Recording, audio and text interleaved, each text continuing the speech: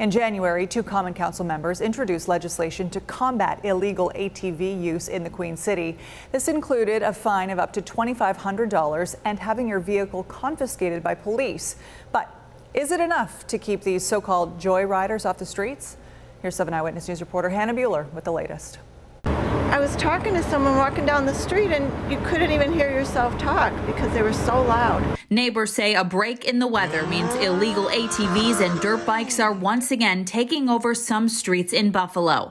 Eyewitnesses say last night around 7 p.m. a pack of at least 30 ATVs and bikes were on Hurdle Avenue doing wheelies, running red lights, some with no headlights at all in the dark. How concerned are you that someone is actually going to get hurt?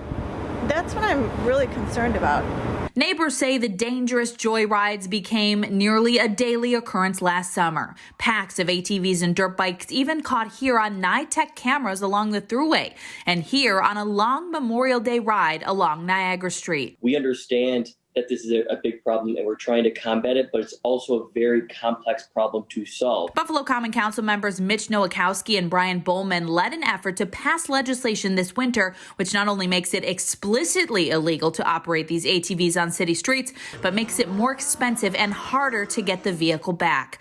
According to the new law, if the ATV or dirt bike is impounded by police, you have to pay a $2,500 fine, prove you own the vehicle, that you are licensed to operate the ATV, that you have insurance to operate it, and that the vehicle is up to code. But nothing in the new law changes the Buffalo Police Department no chase policy. Is this legislation more of an after the fact, after the ATVs are already off the road?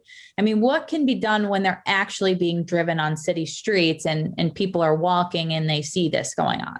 The first is when they do see these all-terrain vehicles operating on a city street, please call the proper authorities and notify the location, because usually they are congregating in groups and they're using specific streets. So police and the community are leaning on you to call 911 when you see this, so police can try to safely pull the vehicles over. Council members tell me they're also working with other jurisdictions outside New York to find ways to combat this problem. In North Buffalo, Hannah Bueller, 7 Eyewitness News.